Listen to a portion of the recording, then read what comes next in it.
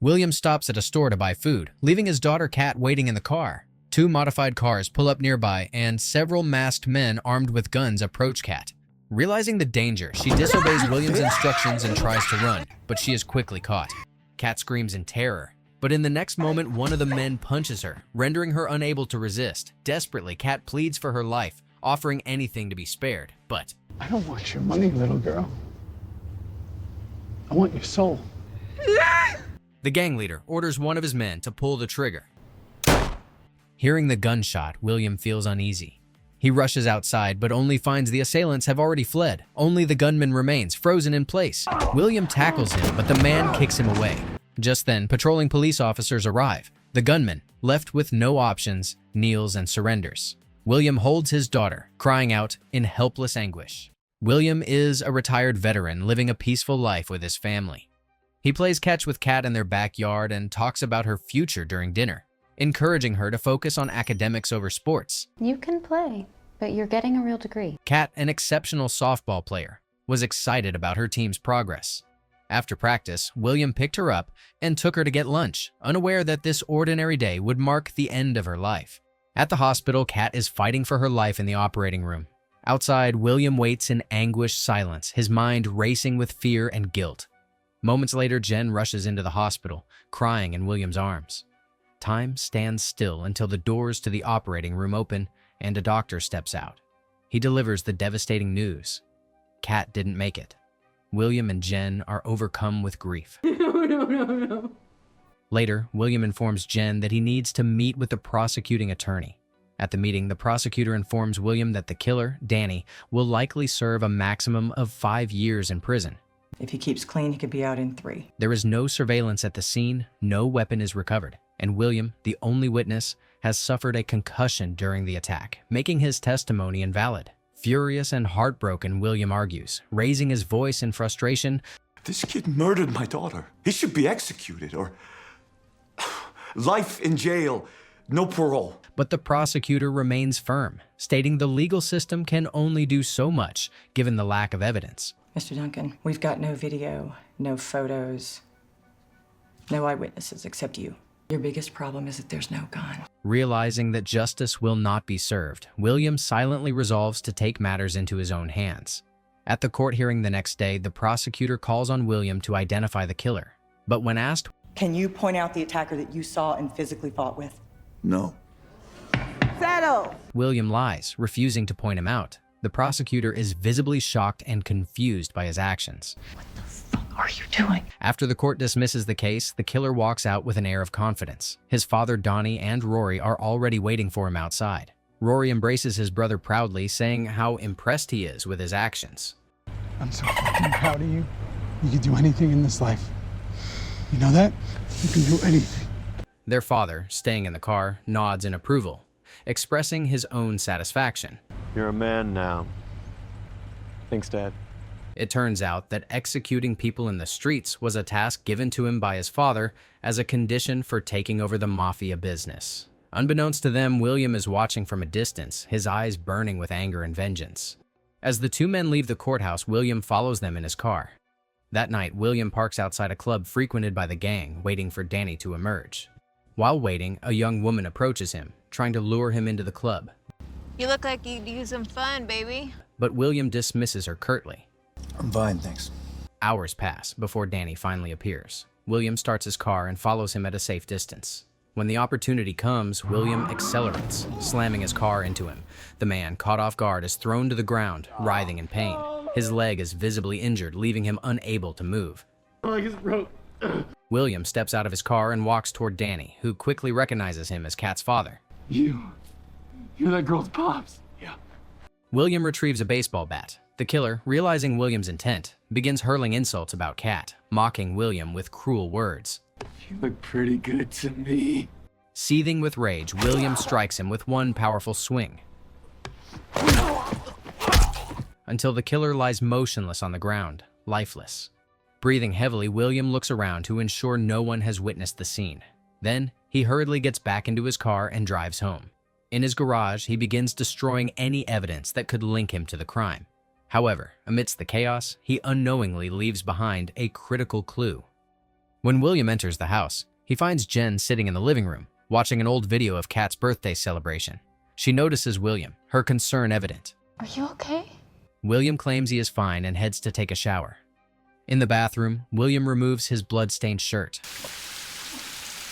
Overwhelmed by guilt and sorrow, he tries to wash the blood away, but the memories of what he has done replay in his mind.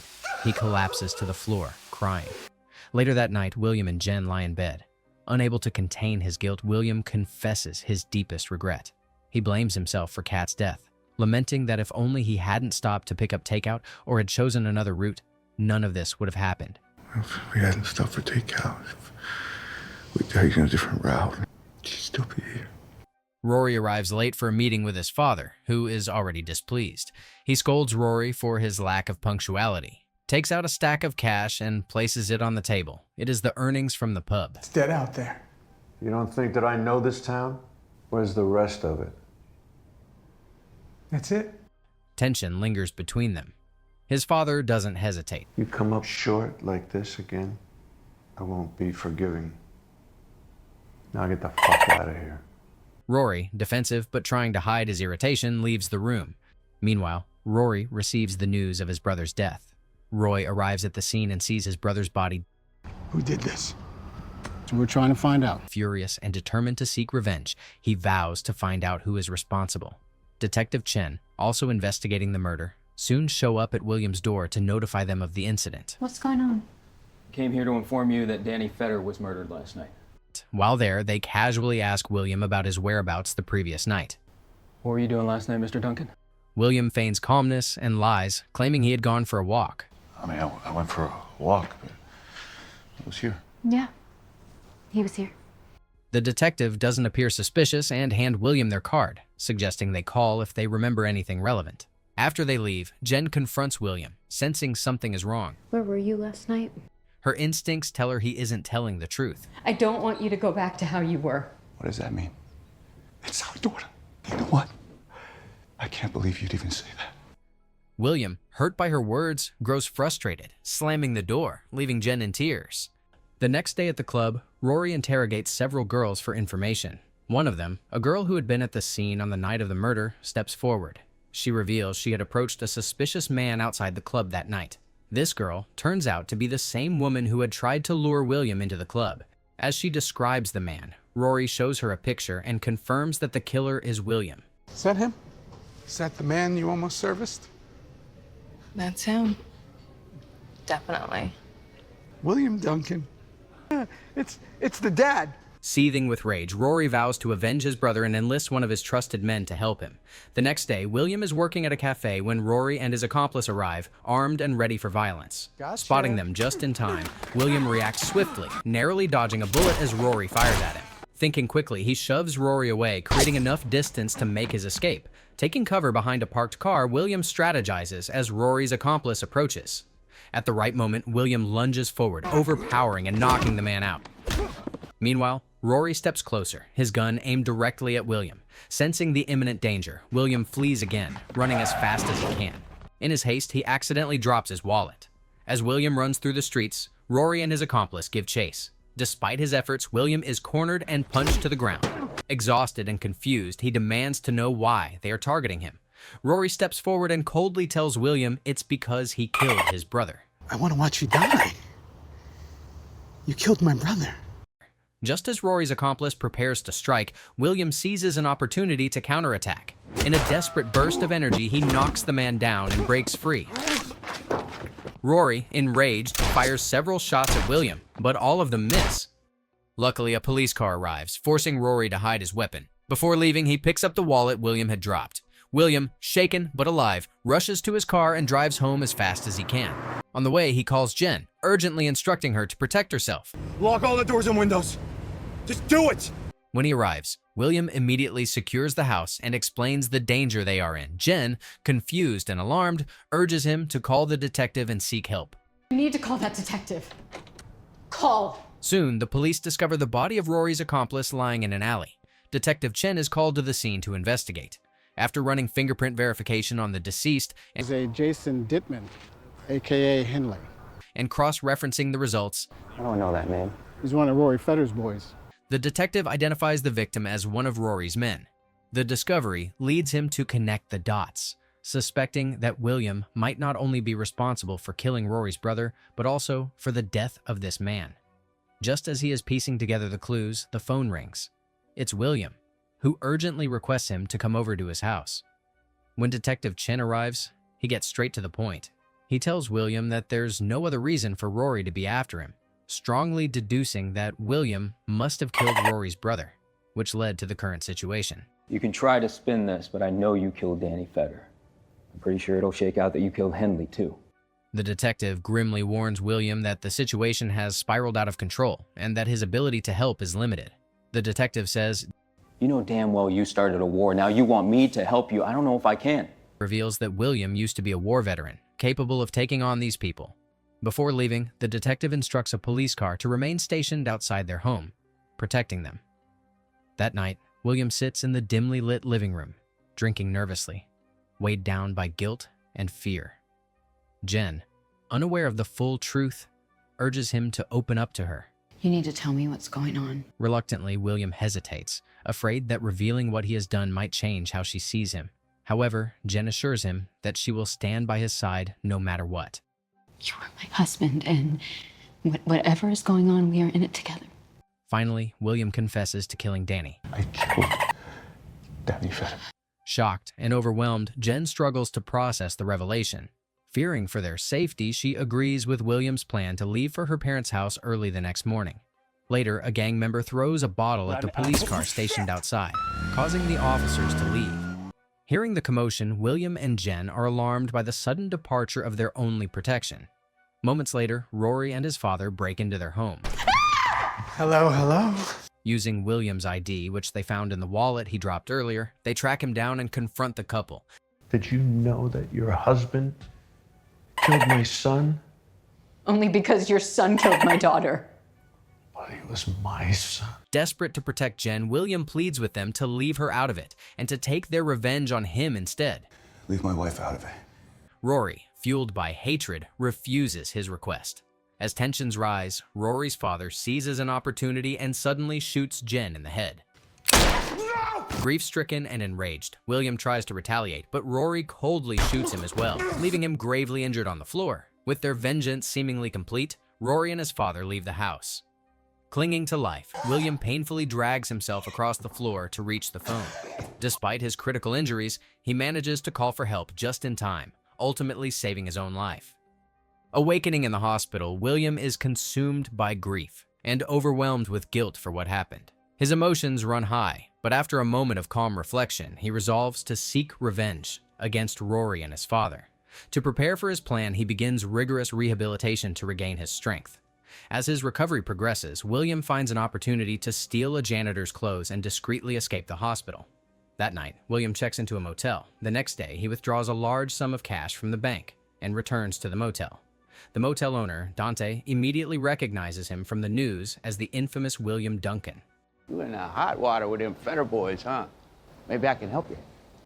Surprisingly, Dante offers his assistance. It turns out that this gang is also his old enemy, once killed his cousin and shot him. Then he killed my fucking cousin? In his office, Dante lays out his collection of firearms and lets William select the ones most suited for his revenge. That's a Glock 9. That's one of the most reliable stingers on the street. Additionally, Dante provides him with an unregistered car for his journey. As a former Marine, William is familiar with the weapons, but he hasn't touched one in years. He heads to the woods to undergo an intense series of shooting drills to restore his accuracy and confidence. Once ready, William heads to the home of Rory's friend, Zach.